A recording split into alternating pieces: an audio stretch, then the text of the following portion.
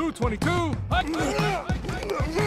You are watching Sports and Sorts live on YouTube. That's 75% sports, 25% sorts. And here are your hosts, Shane and the Bry Man. Yeah, buddy, we are back. It is a Monday morning. We missed last Monday because I got stuck in Mexico, which is something nobody can ever complain about. But it was a beautiful time. Glad we were there. Holy crap, is that sun on a different level? Yeah. That sun is so hot. So hot right now. That sun is so hot right now. It is ridiculously hot. I was like shocked to see how hot that sun was, because we were out there just for a few minutes and it felt like your skin was melting off. And it's not like when we're here and it's 95 plus degrees, I don't feel like my skin's melting off. I feel hot because it's like a little humidity and stuff like that. But there's like, there was decent wind. It was like a good 15-minute mile-an-hour winds, which was like brisk and felt nice and keeping you cool. But like your skin felt like it was melting off. I mean, thankfully like the guy in Indiana Jones. Yeah, exactly. It felt like I was like I wore a sun shirt like the whole time. I was putting on like sunscreen like every 45 minutes, and you know, I mean, I've still kept my complexion pretty good. But there was one spot. I don't know if I can get this on camera or not. It's not going to really show, but you can see it's a little like peeled right there. A little melanoma, yeah. So yeah, got that little melanoma stuff going on. So there was one spot on my wrist that I did not sunscreen by accident. Just didn't get that spot, and it was just once, and it was like bright ass red, and like it was just weird looking. Like I've never seen my skin look that color before. And I got a little bit on my toes too. Like I was sunscreening my toes because I had flip-flops on. I was like, you know, doing sunscreen from head to toe kind of deal. And still it like changed my color, the color of my skin from like a very pasty white complexion to a very like raw red looking. I was like, holy cow. Well, the good news is, if it is melanoma, you should be able to get into a dermatologist within 8 months. Yes. So yeah. You'll be fine. Yeah. It's a good thing that I just got it. Yeah. I mean, Because- book your appointment now. Yeah, I should. For December. Actually, I think we already have one in the log, and we've been waiting for months. And so we'll probably have one coming up relatively soon. See, that was good planning on your part. Like, you knew you were going to go to Mexico. You knew the sun hit a little different down there. And Yeah, you were like, I did I'm gonna not get know that it shit hit now. different down there. There was a guy who gave us a tour at the beginning. He's from Mexico, and he's like going through the resort and all that kind of stuff, and telling us about all certain things. And he goes, make sure that you guys, he like looked at us and he's like, these people are freaking white. So make sure you sunscreen like every hour. He's like, I live here. He's like, look at my arm. I laid out just the other day. And he's like, and his whole, like his arm from like the middle of his forearm up to like the middle of his bicep was like all red and peeling off. Like gross. Gross. And he's like, Wow. this is for somebody who lives here. Like, he's like, so He's like, you white people have no idea what you you're have in no for." idea. It's like living on the sun. You're going to die. Put sunscreen on. Yeah. So yeah, he's like, He saw you guys coming through the door. He's like, oh, these poor people. hey, it's the Casper family. Come on over here. Put some sunscreen on. Yeah. Well, hey, you're back, and we're back. And... Back and pretty white still. Pretty darn white. Yeah, no, I was going to say, I wouldn't have known you went anywhere. And I did a played good job golf. with the sunscreen. Played golf in Mexico. That was fantastic. I should put a little clip on at some point. Maybe I could probably find Like a tie? A clip on? No, not that kind of clip on. Wrong clip on. It's a clip on. Are you sure? Did I send you the video of us being there? I might not have. No, I don't think not? so. So you'll see. What?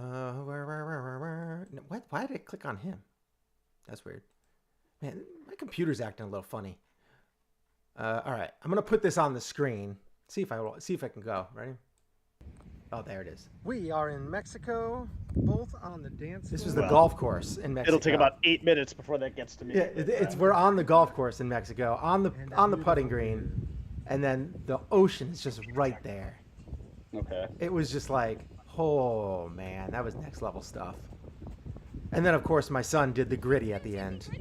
Oh, there it is. Okay, I'm seeing it What? on YouTube. What? Oh, that's very nice. The dance floor. It's nice. Beautiful. Wow, look at the ocean, palm trees. Yeah. I went to Cancun when I was a kid, so I don't remember it very well, but I remember some stuff. But Yeah. I remember the food mostly. It was. Oh, there he is. Yeah, doing the gritty. Nice. I'll block you with me hitting my swing. After this is me watching it hit the middle of the fairway. I was considering I had to use rented clubs. I shot a 79. Wow, which is nice. I mean, first time I've ever played this course. It was That like +7. Yeah, it was like 15 to 20 mile an hour winds. I was playing with regular shafted clubs, so like I hate extra stiff, so it's like regular stiff and then extra stiff. So like I had to like keep my swing slower and like more tempo to kind of make sure I could, wouldn't be flaring the ball all over the place. Yeah. And 79. I'm very happy with that. And it wasn't a hard course. The fairways were pretty wide for the most part and all that kind of stuff. Yeah. But like it was nice. It was Still for a course you've never played. It was great to get out there. Clubs that were not yours. Yes, yeah. It was great to get out there and play. My son played pretty well too. He shot around 100. And he's 13. He had to use junior clubs that were rented, and they were probably clubs he should be using in about a year, probably about 2 years, maybe a year. They were a little long for him, but still he had a hard time on the first couple holes, and then he started piping it, and he was hitting his drives like he was. I mean, he's a small 13/14-year-old. Like he's only about 5'1". And he was hitting his drive probably somewhere between 2 to 230 yards down the middle of the fairway. Like he was piping it. My God, Yeah. It's really embarrassing. I can't even come close to doing that. And that's not hyperbole. You've seen me play golf. Yeah. Like if I hit 150 straight down the fairway, I'm thrilled with an iron. It was good. It was a good time. So, all right, that's enough recap about that garbage. We are going to talk a lot today about some MLB signings and free agency, who we're buying, who we're selling this offseason. There's pretty much only one big name left, and I wouldn't even call him a big name. He's more like a top 50 free agent, and that's Conforto. I don't think he's been moved yet. I mean, we'll talk about him. Well, we'll talk the question about. is, would you take Michael Conforto over Aaron Hicks? The answer is yes.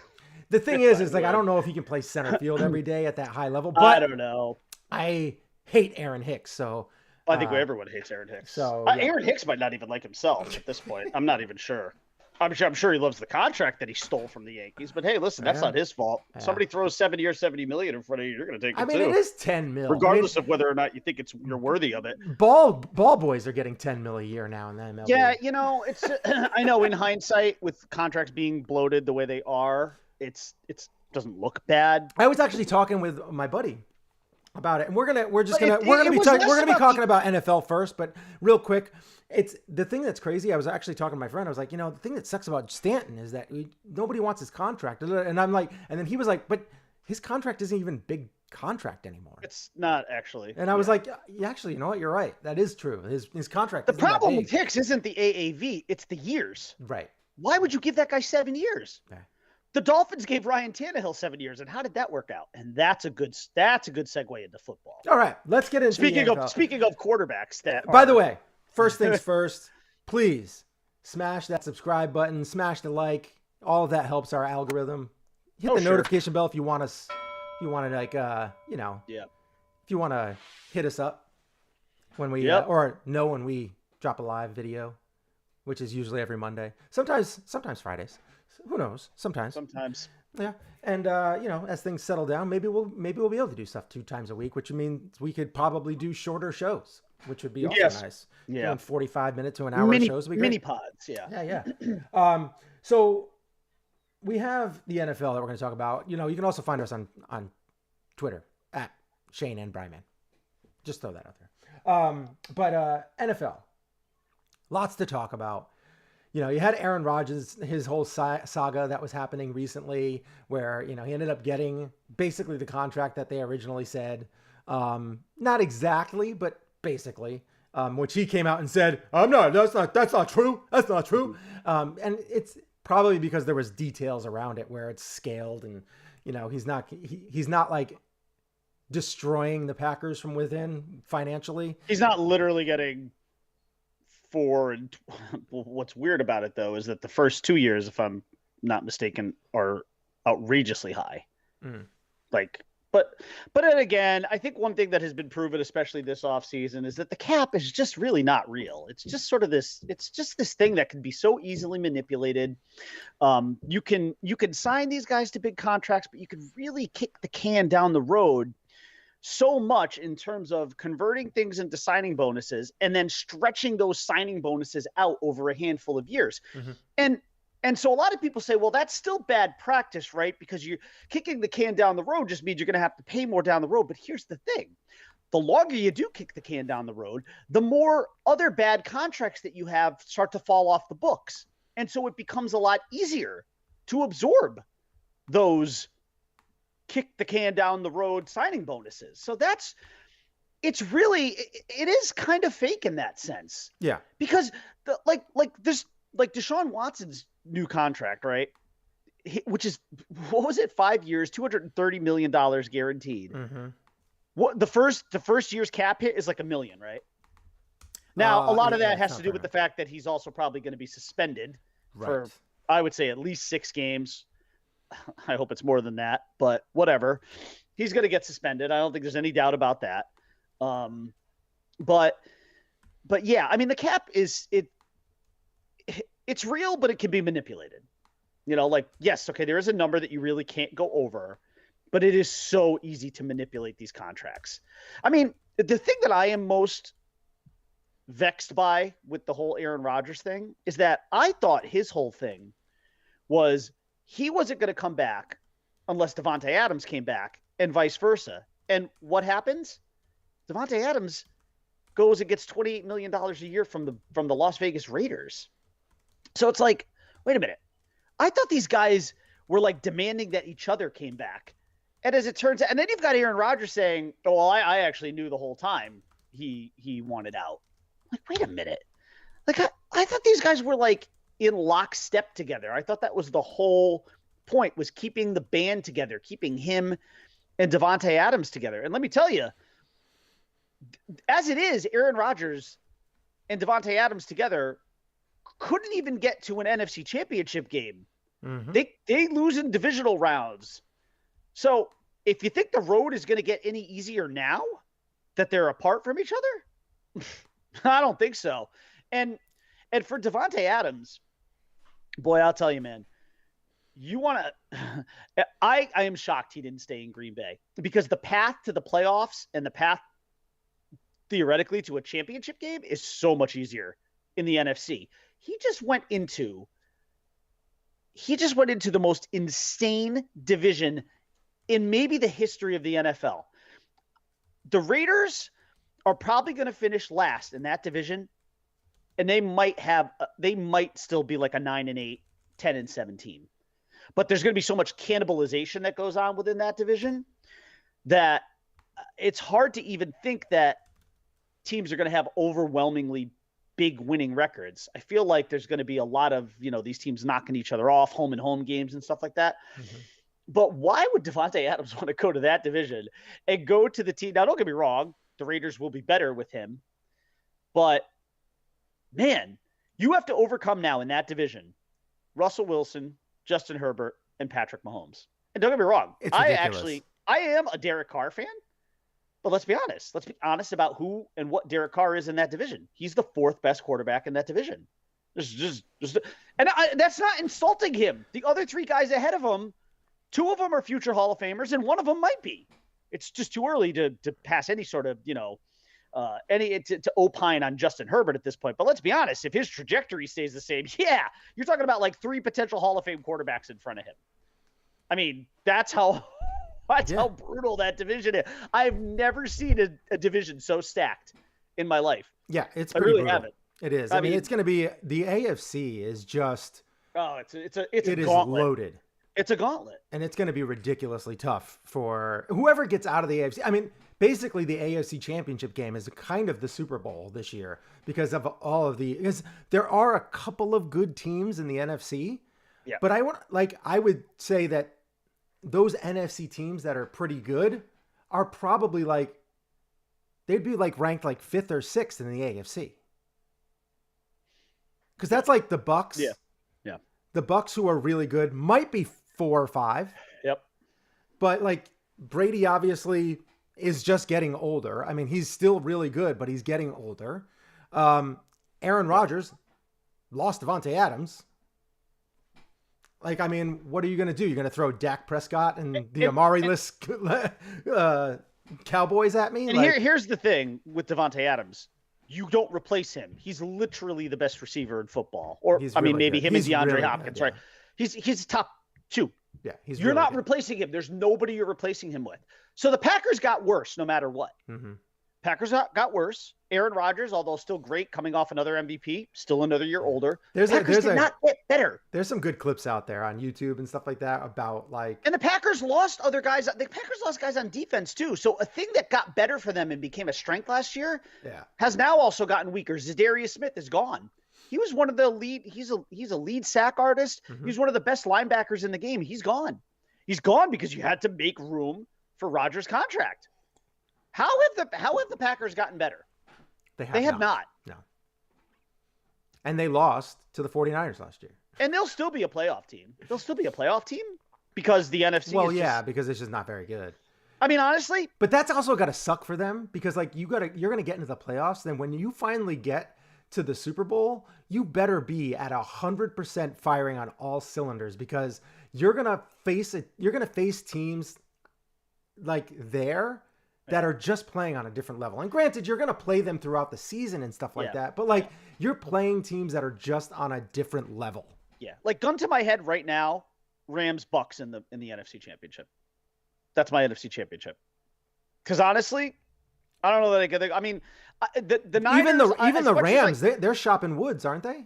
Or did they trade him? He already went to Tennessee. Tennessee, right? Yeah. He went to the Titans for a 6th round pick. Yeah. Nice job on that one, Dolphins. We couldn't have used a guy like Robert Woods look for at a 6th rounder. A 2023 6th rounder. I'd love to have Robert Woods back. I love that guy. But so do I. You have even Amari Cooper. He got they got nothing. They gave up a 1st round. They got back a 5th. Yeah. What the hell happened? And so now that leads into, of course, the big story of the week, which is Amari Cooper will be receiving his passes from none other than the serial sexual misconduct rapist himself, Deshaun Watson, who has inked that 5-year, fully guaranteed $230 million contract. This right here. Aaron Rodgers has to be kind of so pissed. Oh, I'm sure he is.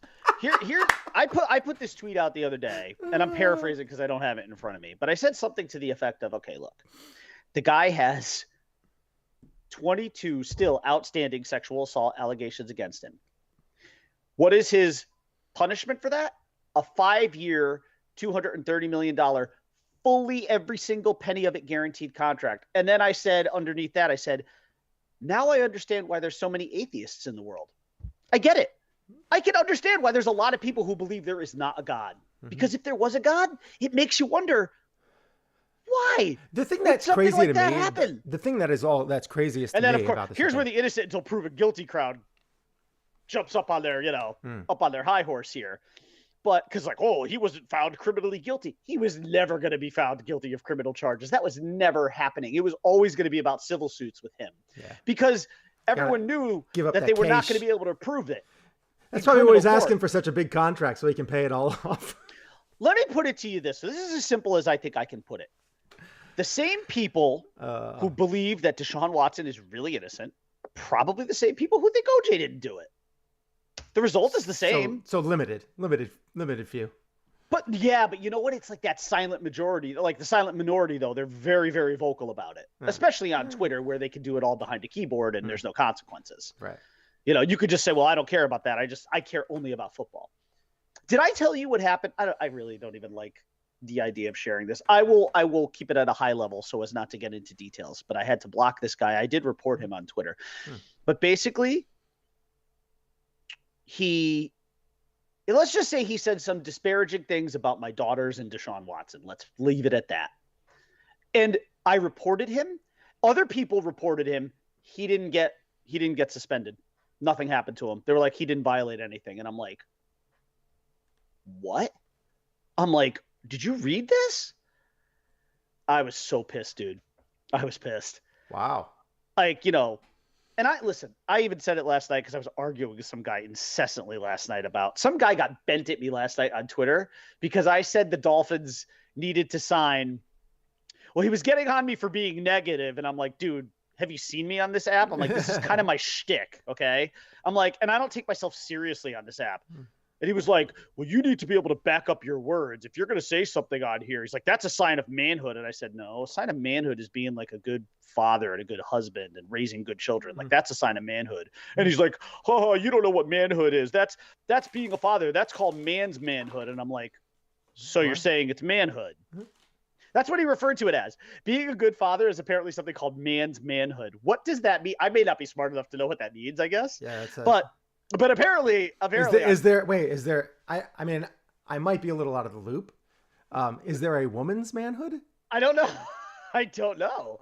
I don't know what man's manhood is. I kind of want to Google it, but I feel like Google will be like, "What the fuck are you looking for?" Yeah, I don't get it.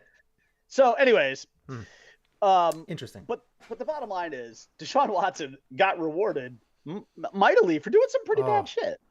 Very, very well. And this is the crazy thing to me is he a top 5 quarterback? You know, the more I think about it, I think he's outside of it. I think he's somewhere in the 5 to 10. My reason Me too. why is I would say if he's playing at his best, which there were times that he was, I would say he's probably like 7, 8. Here's the thing. Here's why I would say no. And I don't know that this is, if you look at, one, there's 2 main points here. One, well, yeah, go ahead. First of all, one, his overall record, regular season, is 28-25. In the postseason, he is 1-2. Now, if I were to show you those numbers, would you say that those are just, again, I know people don't want to put wins and losses. It's supposedly not a quarterback statistic, but whatever. Yeah. Listen, bottom line, wins and losses, and playoff wins and losses are the measuring sticks for quarterbacks, for elite quarterbacks in the NFL. It's the reason why Aaron Rodgers is getting so much flack, because he can't seem to get a big win in a big game. Correct. He did it once. But he did do it once, and so he is an elite quarterback, and he's won elite. 4 MVPs. He is elite, and he's won lots of MVPs and all that kind of stuff, but when you put him in a conversation with like a Tom Brady, you can't anymore. Well, no, but you can almost put nobody in a conversation. But I'm saying like there was always a thought and talk about how Aaron Rodgers is a better quarterback than Tom Brady, that people could make that argument. But I feel like last year solidified the fact that you cannot put him in that argument anymore. Well, what's interesting is he actually still may be a better quarterback, but whose career would you rather have? That's the answer. I don't know. There was plenty of times where Tom Brady didn't have a lot of people to throw to. He does now. Oh, no. I'm just saying, whose career would you rather have? I'd rather have Brady's. Give me the 7 rings. Yes. I mean, regardless of how he may have attained some of those, he's been very smart. He has never taken... No, he would never have taken a contract like that. Yeah. He would never have done a cut because he wants to make sure that he can fill out the rest of the roster. Because, like the whole thing that happened with Gronk last year, where he needed to get him a pass to get him his $1 million bonus. He was like, "What? He's going to get $1 million if he catches it? I'm going out there. I'm throwing it to him." Yeah. That's the one. That is, of all the things that I will say about Tom Brady, it's the one good thing I will say about him. He's never been selfish like that, and he will take care of his teammates in that sense. Yes. Yeah. Now. Okay, but anyways, going back to Watson here. So that's point number 1. 28-25 in the regular season, 1-2 in the playoffs. Sorry, to me that just does not scream elite. And point number 2, a very very, very good receiver to throw to for a long time. He's had multiple good receivers. But I'm talking about like elite. Okay, so we had DeAndre Hopkins, Yes. who is a top 2 receiver in my opinion. Given the year, he's either 1 or 2 for me. Yeah. He's also had at times Brandon Cooks, Will Fuller. The dude's had guys to throw to. Okay. Mm-hmm. Point number 2. And if you look at the majority of his bloated statistics, a lot of them come in garbage time. A lot of them come when that team is down big and they are forced to throw and throw and throw. And he gets 300 and 400-yard games with multiple touchdowns because he's playing behind by multiple scores. I'm not making this up. Go take a look. Go look at, I mean, it will require a little research on your part, but go do it. Go do it because the evidence is there.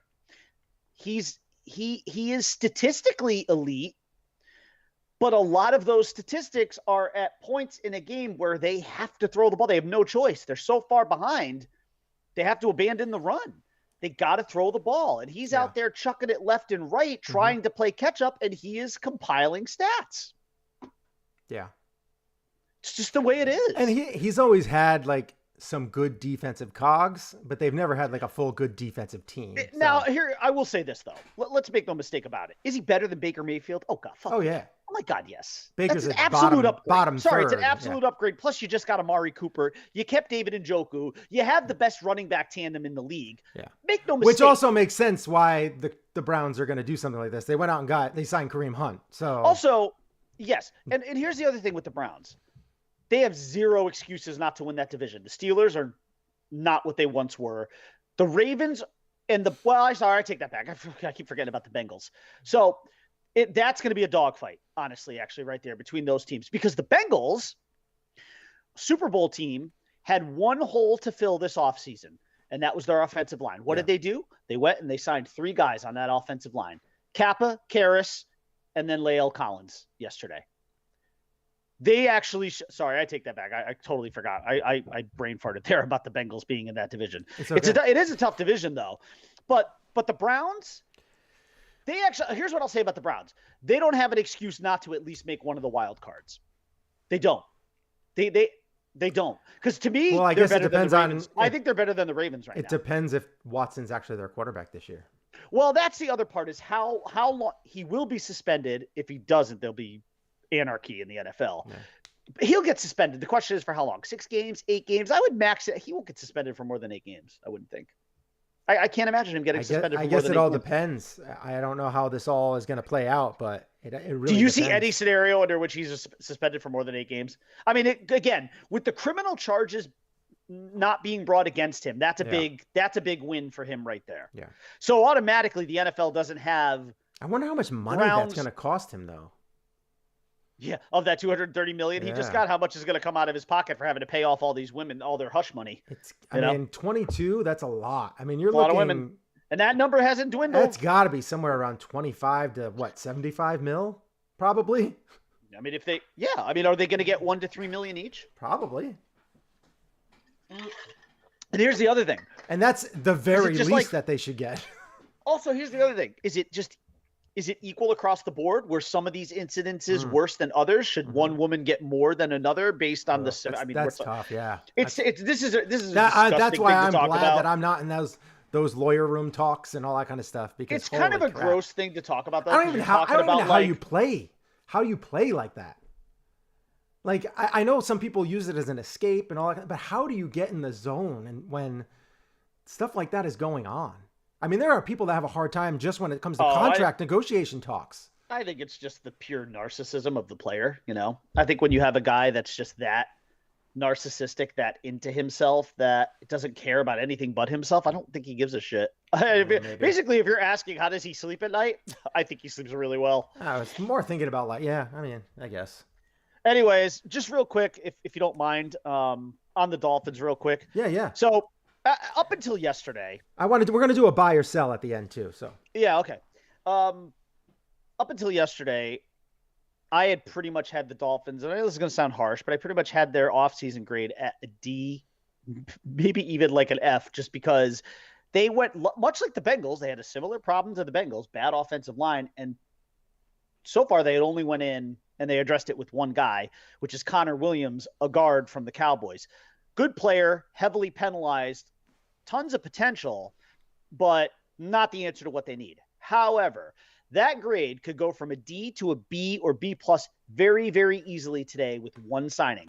Teron Armstead is in Miami as we speak, probably meeting with the Dolphins right now, getting the pitch from them. If there is an announcement later today that Teron Armstead has signed a long-term deal with the Dolphins, that D quickly goes to a B because they will have immediately addressed the biggest problem. Still some other issues. I still think they need a center, and I still think they need an inside linebacker. But if the worst case scenario for this team is they go into the draft and they got Teron Armstead and then all these other signings, Chase Edmonds, Cedric Wilson Jr., they brought back Emmanuel Ogbo, which was a really good start and an absolute borderline necessity, really, to be honest. All these other signings that they've done, everything else gets better if you get Teron Armstead. If that guy walks out of the building today without a contract, he goes back to New Orleans and resigns there, this offseason is right. It's a D minus. It's a borderline F because you had one job, Chris Greer. You had one job, fix the offensive line. Thus far, you have not done that. Sign Teron Armstead, and then suddenly Connor Williams looks like a much better signing. And then you will have said, okay, we went in, we needed 2 to 3 offensive linemen. We got 2. We could get a center in the draft. I can live with that. I can absolutely be okay with that. But you cannot let that man walk out of Miami today without a contract. Absolutely, positively not. There's no other outcome than him walking out of there a very, very bloatedly rich man. That's it. Bottom line. So we will see. We'll see what happens. But the Dolphins' grade is bordering right now. It's sitting on a D minus D to a B, B plus. That's how much of a swing one guy is for that team because that was their biggest need. So you have to address it. All right, so you can go ahead. You can do your buyer. We can do a buy or sell. Well, I do want to talk about the Bills real quick. Oh, sure. My Buffalo Bills are making some moves. I think they had a nice offseason. They are making subtle moves. And but they did make one big signing. And this whole Von Miller contract, obviously, it looks big from on the outside, but when you actually dissect how it's getting broken down, he's actually getting like a 3-year deal. And it's going to be probably more for like about, I don't know, 60 mil. Yeah. Not the 6 and 120 or whatever he signed for. No, a lot of it's once the not guaranteed money is gone. He wanted that. He wanted the look of the deal, but he wants he has that 3-year guarantee. Really. He wants the guarantee, right? And is that what it was? 60 million guaranteed? I think it's a little less than that. Okay, but it's about 20 mil a year. Which is really good for some. Yeah, that's what you look at is the guaranteed money and divide that up among years. Yeah, that's all that matters. The rest is bullshit funny money. It's nothing. It is. And meaningless. I would say as of right now, I'm very happy with everything that's been going on. The Bills still need a good, solid running back. Draft is loaded. This draft is loaded with running backs. That's it. And they just have to make a move in order to get somebody. They don't even have to make a move to get a really great running back, though. They do not. It really depends. Dude, there are so many good running backs, and there are probably a handful of that I can think of their names because I've obviously been doing a lot of mock drafts and looking at. There's no quarterbacks really in this draft, but there's a lot of other. There's some really solid wide receiver draft. Good receiver, good receiver class, good running back class, pretty good linebacker class. I'd have to do a little more. So maybe your Dolphins could get a nice inside linebacker. I think so. And I think they could actually get one. They could get like a hybrid edge guy, and they could get one somewhere in those like that third to fourth round, like guys like Jesse Luketa from Penn State. There's guys out there. He's an edge guy, but I think he could probably be, like an inside linebacker. The Dolphins just need an inside linebacker, somebody to bring pressure from up the middle. That's like their biggest issue on defense, because otherwise, defensively, they're very, very sound. Their secondary is one of the best, especially when you consider Howard and Byron Jones and Javon Holland. I mean, that's just one of the best. And Nick Needham as a nickel slot corner. They're loaded defensively in the defensive backfield. They are stacked. Mm-hmm. It's just that their defensive line is solid. Bringing Agba back, as I said, was an absolute positive. Had to have it done. And now their linebacking core is where their weakness is. They need an inside guy. And I, they should be able to address that in the draft. That being said, I still kind of hope that their first 2 picks are, well, what I would say is I hope their first 2 picks are wide receiver, inside linebacker, because the Dolphins went and got themselves 2 running backs, they can still get a running back, but it could be a guy in the 4th round, 3rd or 4th round. I'm okay with that. Like a James Cook from Georgia would be great. Like at first I wanted Breece Hall, and I would still love Breece Hall, but you don't need a Breece Hall now. You went and you got guys like Chase Edmonds and Raheem Mostert, and you already had Myles Gaskin. Your running back room is now better, and it's deeper. So you don't need to go and draft like one of the top rookie backs. You could take a flyer more on a guy, middle to late rounds, a Devonta Price, like I said, a James Cook. There are other guys there, about Kyron Williams from Notre Dame, although his pro day, his combine day was dreadful, bad. Yeah. But whatever. I mean, I always care more about tape than I do about combine shit. But bottom line is there will still be a plethora of running backs that the Dolphins can select. But I think your Bills could end up with a guy like Breece Hall, which would frighten the shit out of me because I love him. He's my favorite back in this draft, Breece Hall. I just want a good running back. And if that's who that is, I haven't done any research on any college. I probably, when's the draft again? April 23rd, I think. Yeah. So I have a good month or so before I have to like kind of really, I have a few weeks before I have to start digging in and figuring out who I actually want. But you're not at that point yet. But yeah, let's, I mean, I am, because I start that shit in like February. Yeah, I know. Because you know how obsessed I am with the draft. So. Yes. So that's kind of where we're at right now. But let's get into I'm very happy with the Bills offseason. I am excited. They are the favorite out of the AFC right now to go to the Super Bowl. Sure. I can't say that I'm actually, I am not always super, I see their faults. The thing is they have kind of, their faults are very limited, and they are getting White back. And they're also in one of the easiest divisions. I mean, the Patriots got worse. Yeah. Okay. The only thing the Patriots did well this offseason was they just re-signed their left tackle Trent Brown this morning. Other than that, they lost their best player, J.C. Jackson. You cannot lose your best player and say you're a better team. Right. And they lost him, and then he went to the other side of the country and made the Chargers an absolute beast of a team, because then they also got Khalil Mack to pair with Bosa. Yeah, that defense, and he already had Derwin James. That defense is now a strength. You went from that being your problem to that being a strength now. Right. And the Patriots also lost, it's not a big deal, but like Kyle Van Noy. But I mean, like, the Patriots have not gotten better. The Patriots are now paying. See, this is the whole thing with the salary cap. It's not real because it can be kicked. You can kick the can down the road. But the Patriots spent like drunk sailors last year, and they couldn't make moves this year. They had to cut guys, and they could not afford J.C. Jackson. You don't let a guy like J.C. Jackson. You don't let cornerbacks coming into their prime go. And he might be. I mean, I don't even know how arguable it is. And I don't mean to sound sacrilegious to my fellow Dolphins fans, but I mean, J.C. Jackson probably the best corner in the league. He is. He's right up there. Yeah. I mean, he's like up there with, really like with the Jalen Ramseys and the Jair Alexanders and the Xavier Howards. Like, he's up there. He's in that current modern day Mount Rushmore of corners. He's right up there. And you let that guy walk. Can't do it. Can't do that, man. So the Patriots got weaker, and the Jets got marginally better. The Dolphins got marginally better. The Bills are the cream of the crop, man. It's not even close. I'm so happy. It's the one team with the elite quarterback in the division. The only team with the elite quarterback in the division. But the AFC is really tough, so it's going to be tough to get through the there. AFC, yeah, it is. No question about it, because the Central is tough, the West is tough, the South is, I don't know. The South's got a lot of question marks for me. I mean, fuck, the Colts don't even have a quarterback at the moment, so you know what I mean? We both think Baker's going to be heading there. Yeah, I think so. Yeah. But then again, how much of an upgrade would you consider him over Carson Wentz? A little bit. No. I wouldn't consider him a major upgrade. I don't even think he's an upgrade. It's like a lateral it's different. move. Yeah, it's different. I think what's weird about Carson Wentz? If you look at his stats last year, he was good. He wasn't bad. 27-6 or something like that, right? I mean, he protected the ball. He's not dynamic. That's the only thing, He's just kind of there. He's a man's man. Is he a manhood manscaped I don't man? know. I don't know what a man's manhood.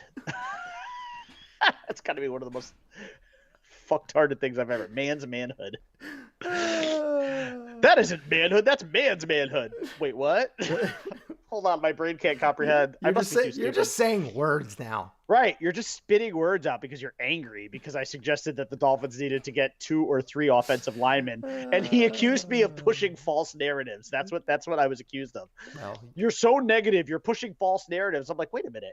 Is it not true? I'm like, there are like 3 other guys that I know of with blue check marks who have also said the Dolphins need to get at least 2, if not 3 offensive linemen this offseason. I'm like, it was historically, statistically, one of the worst offensive lines you've ever seen. Ever seen. They were ranked 32nd. Just in case you forgot how many teams there are in football, there's 32. So you see, when you're ranked 32nd, that means you're dead fucking last. Yeah. Okay. So I don't mean this to be condescending, but when you're ranked 32nd, there's really nowhere else to go but up. So we have do a quick buy or sell. Sure. Buying or selling, and it's just going to be what team are we buying on this offseason and what team are we selling on this offseason. We'll start with buying. Who you got? Well, I'm buying the Chargers because what choice do you have but to buy the Chargers? The Chargers had, first of all, they already had a really good offense. They brought back Mike Williams, which was, I wouldn't say it was a necessity, but you know what? You're keeping Justin Herbert happy. You're keeping his pieces in place. He's got Austin Eckler. He's got Keenan Allen. He's got Mike Williams back. They're good on offense. There really were no holes there. Their problem last season was defense. Really all they kind of had, well, they had other guys on paper that were good, but they also had injuries. And Derwin James, who I love. But they went out and they said, okay, we've got Bosa. Let's pair him with another really great linebacker. Let's bring in Khalil Mack. Let's bring in the best available, not only the best available cover corner in free agency, but maybe the best cover corner period in the league. You turned a weakness into a strength. On paper, you have to buy the Chargers because I don't know what excuses the Los Angeles Chargers will have if they don't make the playoffs. I'm not saying they have to even win that division because they don't. But they got to make the playoffs with that roster. You have to. Barring outrageous and just unforeseen injuries, the Chargers, you've got to buy on them. You have to buy the Chargers. Yeah, I'm with you. And I would say that would probably be my 1A, 1B. The other team that I would buy, and that's going to be the Denver Broncos. Obviously they filled a huge void that they haven't had. They haven't had someone good at this spot since Peyton Manning. And it's been a long time. They signed Russell Wilson. He is a top 5 quarterback. And absolutely. And they have a team that is already set to win. As is always offense the case with and the fucking defense. Broncos. Everything is always in place except for the quarterback. And then they go and they get Peyton Manning. And then they go and they get Russell Wilson. Yeah. The Broncos figure out a way. They finally figured out, like, we're not going to be able to do this through the draft. So let's just get some stud. Yeah. Like that's how we do. We'll pay the price with draft picks because who cares about draft picks? Nobody cares about draft picks anymore in the NFL. No. They're all just like, look at the Rams. The Rams couldn't care a fuck less, and they won a Super Bowl, and they want proven may players. Win another one. I have always unless you're in a situation where you do not have money, you should always go for proven players. Like yes, draft well. And hopefully somebody comes up, but get proven players. So both of our buys are in the AFC West. Where's your sell? The sell for me is it has to be the Seahawks. Okay. The Seahawks have gotten, they already went from bad to possibly the worst team in football. You would think they would maybe do a fire sale, right? Like DK Metcalf and Tyler Lockett. Just, just build it, rebuild it. Unless you could somehow coax, but there's no available quarterback. I mean, come on, do they want Baker Mayfield? He's not a fit there. I don't see that. Can you imagine him and DK Metcalf? Oh my God. No. Those two would kill each other. No, because he's just not a good thrower of the football. He's an average thrower of the football. So like you need somebody that can actually throw to these guys. But I at the point right now, they just don't have anybody on defense. They don't have an offensive line. They don't have The only weapons that they really have are a receiver. Yeah. And that's going to be tough if you don't have a quarterback. Yep. My sell is the Packers. That's a good one too. I just don't know how you can lose Davante Adams and Zadarius Smith and say we're better because we kept Aaron Rodgers and gave him $200 million. They have to make a move. And as it is, they already have this stigma about them that they can't win the big game outside of the lone Super Bowl that Rodgers had, which, by the way, is many years ago now. So, like, you're talking about a team with – I don't even know if there's any other players left over from that Packer team. Is Randall Cobb still around? I don't even know. But, like, honestly, I don't even know who was – I don't think anybody on that Packer team that won however many years ago is left on the current Packers roster other than Aaron Rodgers. So let's not sit here and say, oh, but he did win a Super Bowl. Yes, he did. Over a decade ago. So, sorry, it's a completely new league at this point. All right. So I'm sorry. I have to sell and sell very big on the Packers. To me, they got worse. I agree. They got worse. I got agree. worse, and Aaron Rodgers got a year older. Yep. Yeah, I'm in agreement with your Not that your seems list to hurt as well. some people like Tom Brady. It doesn't hurt. But anyways. So a you want lot to talk of- some baseball? Yeah, let's get into the MLB and the New York Yankees. We're gonna play a little. The New York Yankees.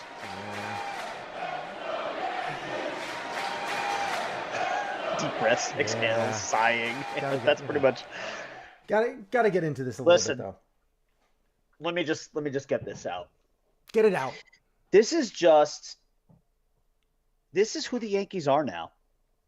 George Steinbrenner is dead. He's been dead for 12 years.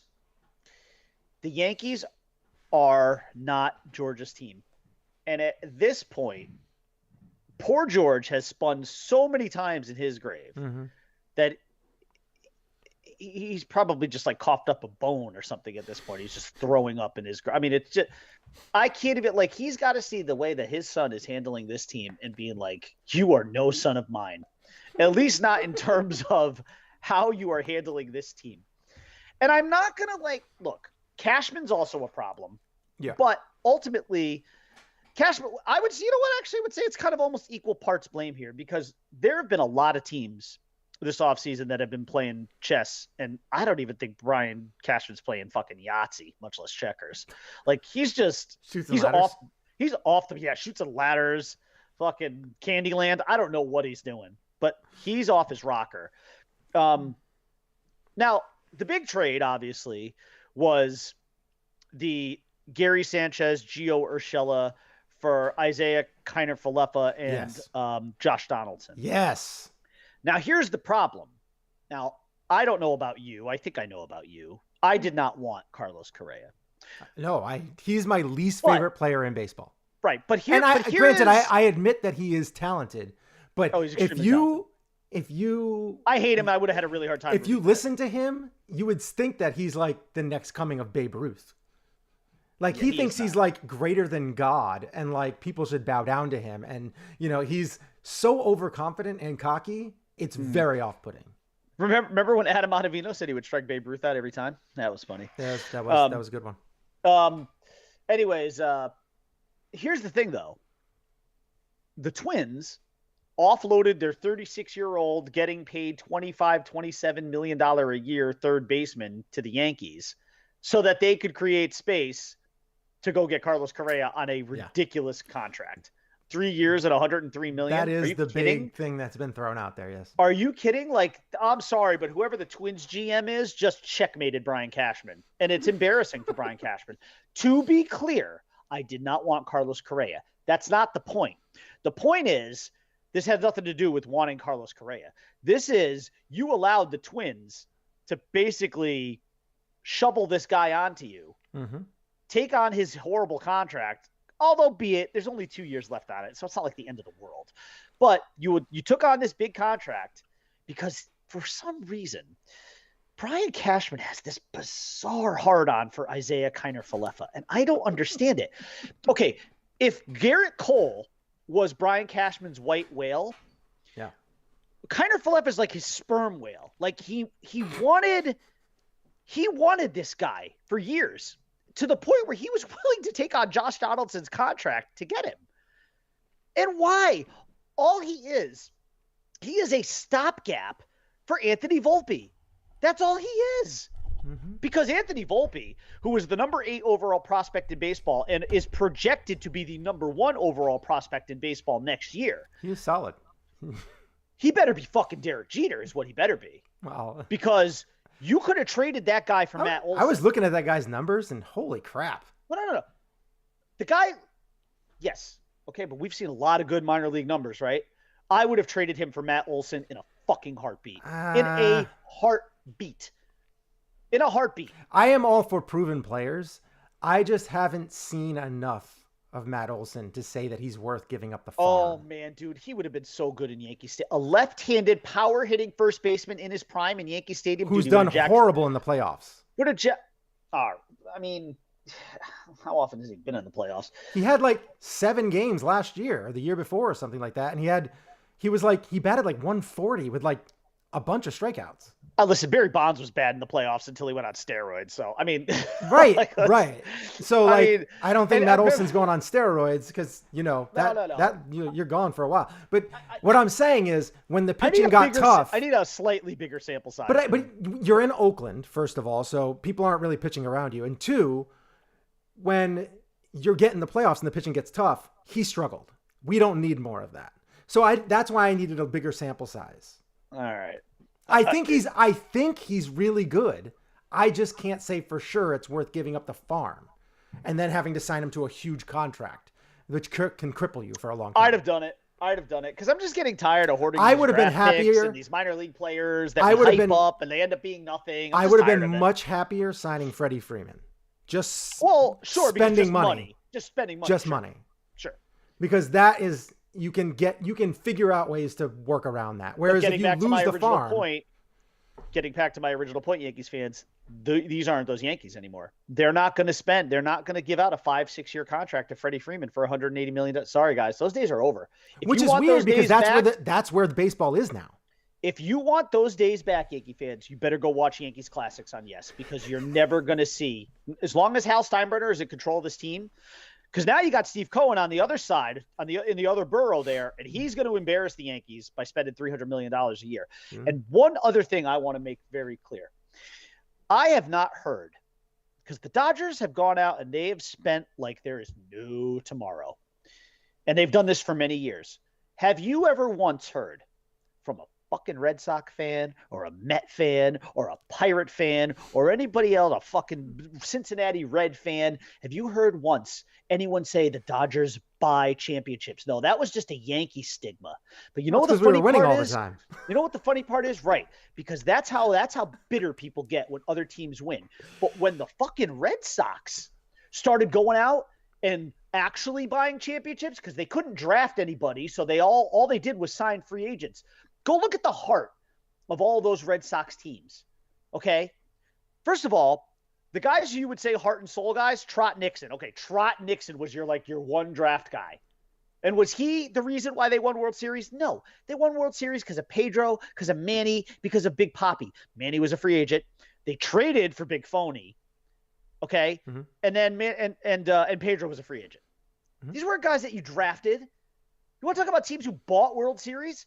Go talk about the actual teams that did, like the Red Sox, like the Dodgers. The Yankees, their core was farm, and then they supplemented with free agency. Did they have the highest payroll at the time? Well, the Red Sox also had Curt Schilling. He came up through their system. Yeah, right. He came right up through the system, didn't he? I'm so tired of that. And that whole thing died with the Yankees. That whole Yankees the Yankees are apparently the only team who's ever bought a championship. Get a fucking clue. If you think that the Yankees bought championships, but you do not want to apply that to any other team, you know nothing about anything. You're an imbecile. You're dull. You're a moron. You're a putz. You're a fruitcake. You're an ass clown. You're dumb as a rock. Because teams pay to play. It costs you to get on the dance floor. Now, when you get there, there's no amount of money in the world that guarantees you're going to win a championship.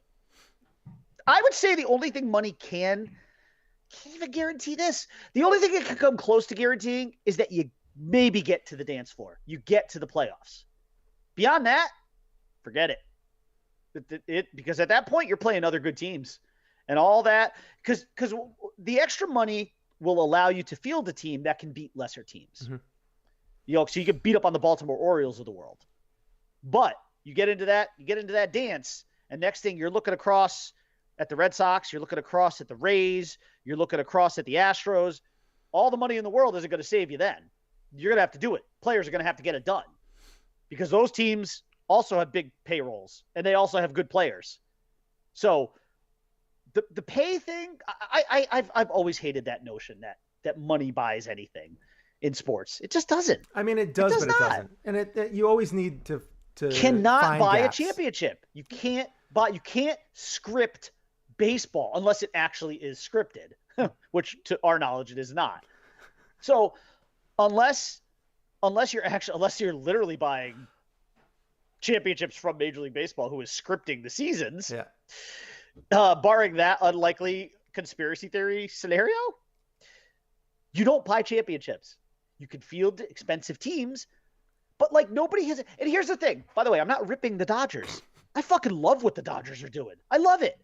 Dodgers are putting the best fucking product they can on that field for their fans, for the city, for the team. I have no problem with what the Dodgers are doing. I wonder if Trevor Bauer is going to come back anytime soon. I don't think so. He's like such a pariah right now. First of all, team hates him. They don't even need him. Well, actually, that actually could be the one thing where you could point to the Dodgers and say, like, well, maybe they do need him because behind Walker Buehler, you've still got Clayton Kershaw for a year, but we don't really know what that's going to be. This is probably Kershaw's last year. And then behind that, they've got one other guy, and I can't remember who it was, but like that is probably their one weakness is their starting rotation. But that lineup, I've never seen a lineup 1-9 like what the Dodgers are putting out there right now. Dude, there's not really a hole. Yeah. There's not really a hole. Pretty solid. It's pretty good. But I'm disappointed in the Yankees, man. Because really, I think you and I could have just been like, dude, just go get Story. Go get another pitcher. That's the thing I don't understand is I don't understand why they didn't go out and get Story. I don't either. That's why I don't understand. He's like a good fit. Perfect fit. You can, put him in at short for this year, and then you can shift him to second or third the year after, and you can move Donaldson to the DH, and just kind of like start working with your team and filling the gaps as needed. I know that you have DJ LeMahieu, and you know what? You're going to have to figure out spots, and he could relieve third, short, second, first. He can't really do short, but he can do those other three spots in the infield, over and over again, and then he can do DH, and like you can just kind of alternate, and you can stick. This is my problem. Is I hate Stanton. I hate Hicks. Just because you have to put Stanton in the outfield for him to hit. And he's a terrible outfielder, and you have to put Hicks out there because you don't have anybody. And that sucks. It's a really bad signing. Could you play Judge or Gallo in center and just keep Hicks out of the fucking line? Well, Gallo doesn't want to play center or something. Right? I know he doesn't. I don't understand. I don't know that he has the range for it. He moves pretty well, actually, but he does. He's got good legs and good arm. Judge could definitely be center, but not the whole season. Like he just wouldn't. No, he wouldn't be able to. He wouldn't be able to make it. He's always an injury risk, so you would worry about him holding up over the long term like that. But yeah. I mean, really, you want Judge and Wright. You need a better center fielder. I don't even know if they could get Conforto. I don't know if they could actually put him out there and have them succeed on and maybe that's something that you split, between DH and you kind of throw, you throw Conforto and Hicks out there back and forth. Hicks stays in the lineup, but as a DH half the time. I don't know. I don't really know, but I'd rather have Conforto's bat in there than, especially in Yankee Stadium, than Hicks, who is just he strikes out so much. That's the thing I don't understand with the way that the Yankees are going is that they have all these guys who can get on base, and I'm putting that in quotation marks. The problem is that it's the percentages are good when you have a few of those guys in your lineup, not when the whole lineup is based like that, because you need people to make contact with the ball in order to capitalize on those people getting on base. When you have people striking out, 50% of the time, but they get on base 35% of the time, you're more likely going to leave with people on base because you're just going to strike out the side. Because when things get tougher, pitchers lock down, they Right. get more precise, and therefore they're going to strike you out, Yes. especially when you have huge holes in your swing. So Yep. that's kind of where I'm at with the Yankees right now. I am not. I still think that they're going to have a solid year, but I am very bummed about. And I know you're not, but I'm very bummed about the Gary Sanchez. I feel like this is going to be a devastating year because the Twins have made a huge upgrade on offense. That guy, what was his name? Rortvedt or whatever that they got Rortvedt. Bob, I don't know what is his Ben Rortvedt or whatever from the Twins. Yeah. First of all, he's already hurt. Yeah. He's already hurt. And he's only a defensive catcher anyway. No, I know. We already have one of those. Yeah. Right. So So right now, Kyle Higashioka and Brantley are your catchers. Yeah. Rob Brantley. Yeah. I'm sorry. Rob Brantley sounds like he should be a tax consultant, not a major league catcher. I'm sorry. I'm sorry. The big thing with the Yankees this year is that they traded away Sanchez, and the Twins are doing with Sanchez what I think should have been doing for the last couple of years, which is sticking him at DH and having being a backup catcher, and that's it. And I feel like he's going to go there, and he's going to have like a 5-year career that's going to be like 30 and 100. And then they went and they got Carlos Correa. Yeah. To put in that infield. By the way, the Yankees I think signed Marwin Gonzalez, which I would have loved that signing 3 years ago. Yes, you loved him. Loved it. I still love him, but not now. Yeah. 3 years ago, oh my God, I would have been like, yeah, I would have been all over that 3 years ago. This is not the time for Marwin Gonzalez. Brian Cashman's playing catch up in the American League East, man. They're still, to me, third best team, maybe. Honestly, that's a maybe, because the Red Sox, it's tough. The one thing hurting the Red Sox right now is their starting pitching is to me not great, and Chris Sale is already hurt and is going to miss time. I think he's going to miss the start of the season. So, and Chris Sale's always hurt, so this is kind of a whatever. I mean, the Red Sox are used to winning without him anyway, though. So, honestly. Dude, the Red Sox could be fourth in this division. Let's be real. I mean, the Yankees could be fourth in this division. I would also say that the Red Sox could be fourth in this division as well. They could. No, they could. I don't like the Red Sox and granted, I'm a Yankee fan, so take my word with a grain of salt. But I look at this from the outside looking in. I really feel like they only have one bat in their lineup that I'm actually scared of, and that's Devers, who's kind of a third baseman liability. And Xander Bogaerts we're different on that. There's 3 to 4 bats I'm afraid of in that lineup. Who? Devers, Xander, JD Martinez. Why are you scared of Xander? And now Trevor Story. He's like the worst defensive shortstop in the league. No, I'm afraid of his bat. But if he's going to give up just as many runs, like who cares? No, he's not that dangerous at bat. He's a good bat, but he's not a great bat. Devers is a great bat. Devers is scary. Trevor Story is the second scariest, but I wouldn't say I'm terrified of him. What about what? You don't think JD Martinez can produce anymore? Depends. We'll see. He produced last year. Yeah, he did, but then the year before that, he did terrible. Yeah, that was. I mean, what, the shortened year? He's had streaky years. You don't know what you're gonna get with JD Martinez. Listen. No one wants to. How old is he now? Is he 36? 37?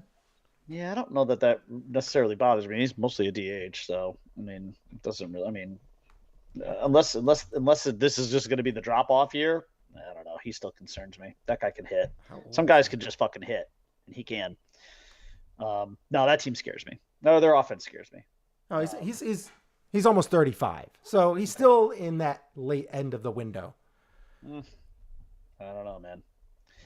That team I still think might be a little better. But that's my point, though, is like there would have been a time when nobody would have ever argued that the Yankees were going to win a division. And now it's like, yeah, are we even remotely close to winning a division right now as it stands at the moment? I mean, even if you look at I don't know how you could say right now, looking at this Yankee roster, that you could make a legitimate argument for them winning this division. So I don't know how you could. Take out 2020, okay, for JD Martinez.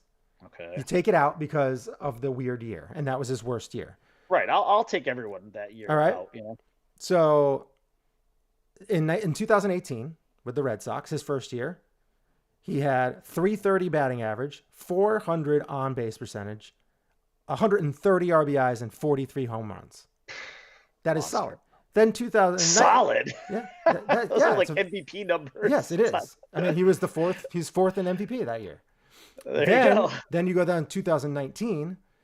He had 7 less home runs, 25 less RBIs, and his batting average was 26 points less, and his on-base percentage was 20 points less.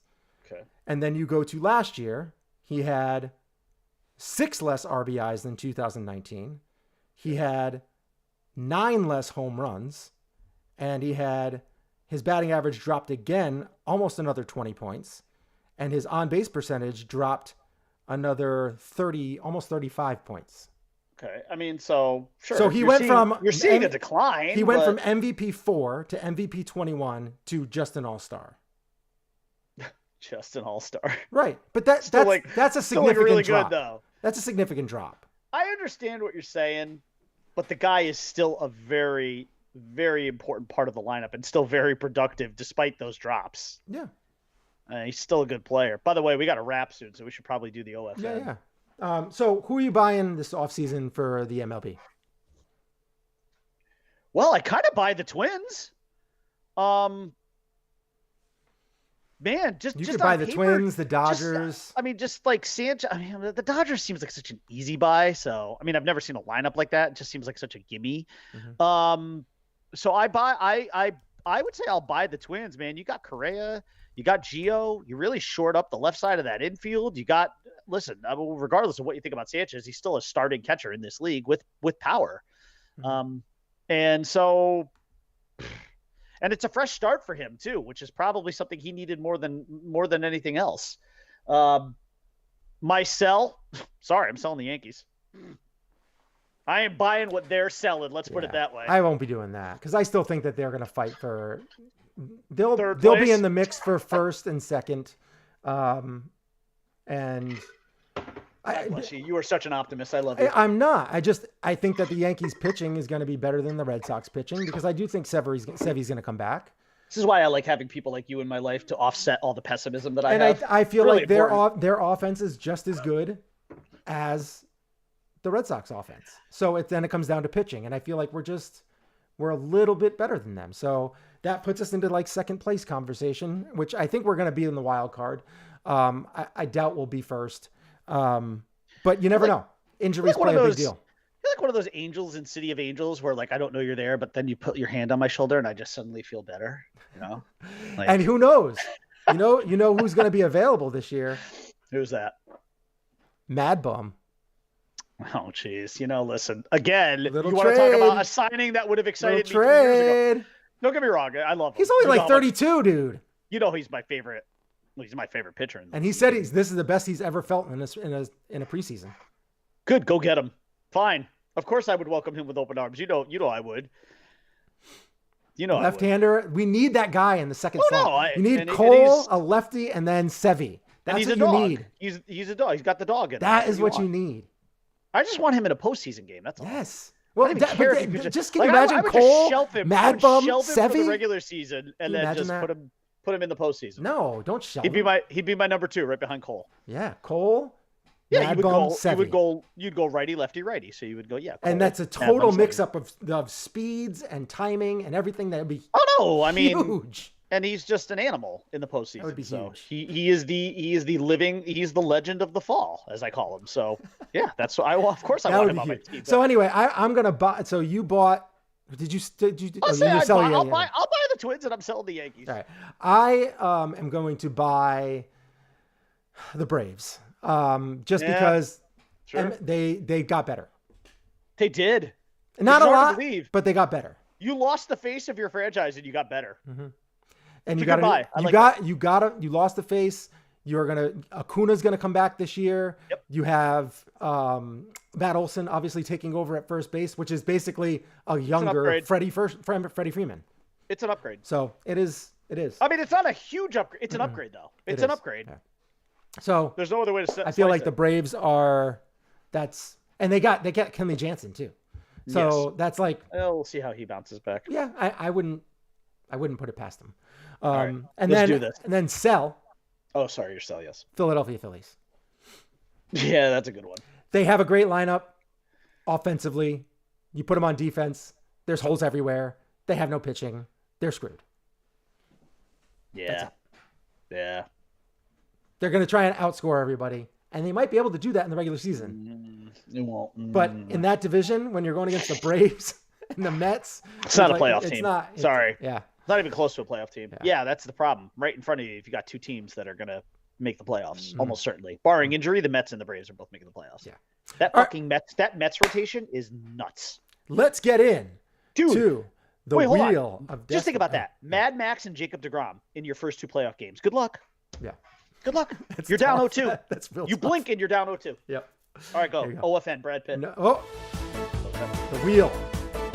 We got to put the wheel of destiny in there because this is what we're doing, and we're doing Brad Pitt. OFN. We've got 10 minutes. I'll push you to 10:59.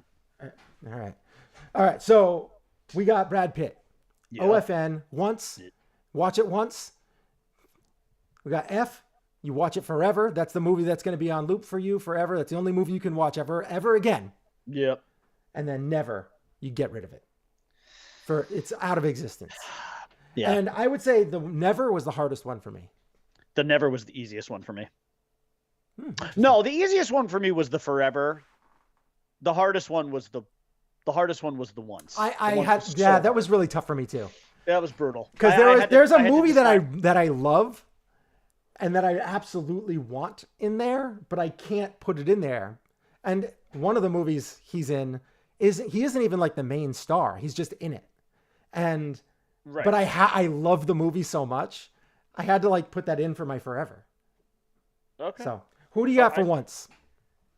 Again, this was my hardest. And I actually had originally had it as one way, but I just recently flipped it. It was originally Inglourious Bastards, That's a good movie. and I have now switched it to Once Upon a Time in Hollywood. Oh, see, I haven't seen that yet. That's my once. I haven't seen it He yet. plays Cliff Booth, who is Rick Dalton, Leonardo DiCaprio's stuntman. Stunt double, yeah. And it's just, the more I thought about it, the more I realize how much he completely stole the show in that movie. Mm-hmm. And that character is just, the character I have to watch is that a movie. badass, Yeah. and it's hilarious. And of course, Tarantino's dialogue is sublime. Top-notch, yeah. And it's just, it's I don't just like his fucking filmmaking, but I phenomenal love movie. his dialogue. I love his filmmaking. I don't particularly love So- the way he films, but So yeah, that's my once. Once Upon a Time in Hollywood. I like But it. Inglourious Bastards was my honorable mention. yeah, see, I had so many that I was like thinking about for once. Like, and I ended up going with a movie that, which is weird for me because I love action movies. My once was like, I want Mr. and Mrs. Smith. I want all these different movies, like even like Fury, he was great in, and all these different movies. Like, he's so good. Any of the Ocean's movies, really. I mean, Ocean's 11 probably the best, but his filmography is nuts, dude. it's crazy. Nuts. It's so good. Nuts. And he's got Bullet Train, which coming out like that. Yeah. I think could easily slide in here after we watch it. Well, we'll see. But my once is going to be 7. It Okay. is my favorite crime thriller of all time, and Gone Girl is my second. Both made by David Fincher, and I just had to put that in as once because I can't watch that forever. It's too dark. It's too heavy. It's too dirty that I can't watch it forever. So all right. So who do you got for forever? 7. That's right up your Because alley. it is the greatest crime thriller ever, and I can watch it anytime it's on. And it's funny because that's a young Brad Pitt. That's a Brad Pitt. You know what's interesting? It's a weird parallel to make, but I almost feel like that movie, he's young. And not only is like his character is sort of kind of like where he was in his acting too. Yeah. A young cop ascending, not totally there yet, but still fucking really good. Yeah.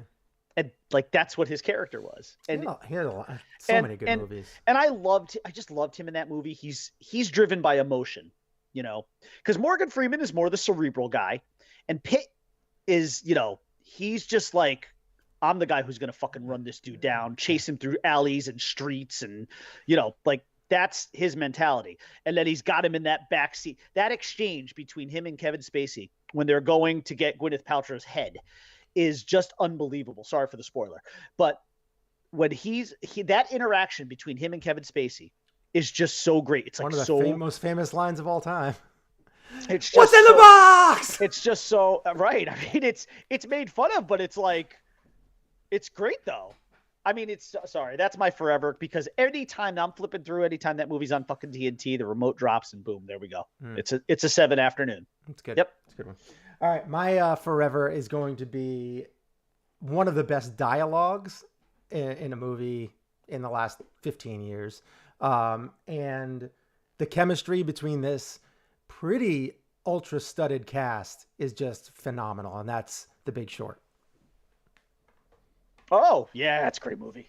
Yeah, it's good. And he has a small role in it, but he's Yep. phenomenal in that role. Yeah. And you can, he is so good in so many movies, but I love The Big Short so much. And I'm so glad that he was in it. He fit that role perfectly.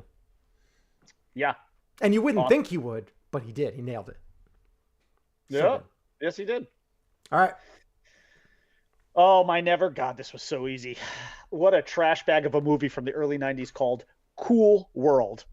Ooh. Where, like, basically Brad Pitt fucks an animated Kim Basinger. I don't really want to get into any more details. It's just a terrible movie. The fact that I even watched it once is, by the way, and if you want any evidence, not that Rotten Tomatoes is but just to give you an idea, on Rotten Tomatoes, would you like to even venture a guess as to what the critics review is for Rotten Tomatoes for Cool World? No. 50. 4. 4. 4. Not 40. 4. Yeah.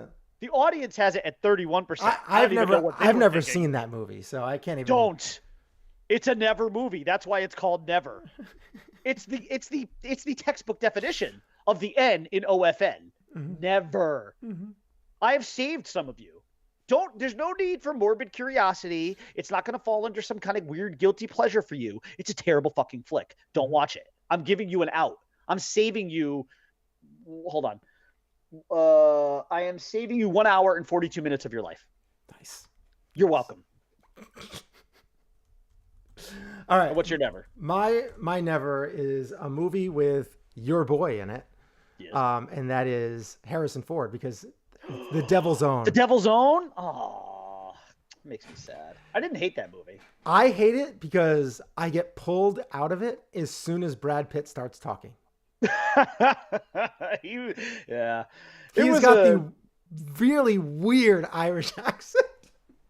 Yeah, it's not great. He doesn't look Irish. He's like, his accent is, and he's like whispering his like a lot. Like, and I'm like, I just can't. I can't. No, just don't do accents. Like, no good. 0. Just, that was horrible. And I can't do that. That would be horrendous for me to like listen to. It's really bad. Really bad. That's a worthy, and that's tough for me because obviously Harrison Ford's in it. So, right. I'm skewed in that sense. That's a worthy Never entry for the never. Yeah. I mean, he does have some movies that are pretty bad. Pretty bad. That they're not movies that a lot of people would like, but he has got a huge catalog of things that people do like. All right, let's get into. All right, let's wrap it up real quick. Spin it. Yeah, spin it. Spin the wheel. Okay. Here we go. Recast a movie Tombstone. Oh, did we do that? Oh, we didn't do that. We haven't done that, no. Oh, that's the one that I wanted, right? Yeah. Oh, Recast my goodness. Oh, that Tombstone. makes me so excited.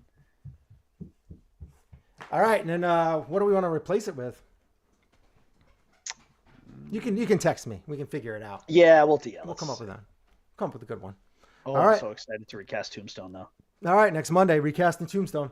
All right, thank you guys for watching, listening, however you took this in. We appreciate it. You can find us on Twitter at Shane and Bryman, not Shane and the Bryman, Shane and Bryman on Twitter. Facebook.com/Shane and the Bryman. And then you can find me on Twitter at Einhorn is Finkel. You can find me on Twitter at _Bry_man. We've reached the end of our show. And in the words of the great Tony Stark, part of the journey is the end. And we'll see you next Monday. That was very fast. I love it. Yeah. Hit that Plowed subscribe right through that. button. Give us a thumbs up. Smash the notification bell. Please do all of the above. We really appreciate it. And we will see you guys again Monday. Bye. Yeah.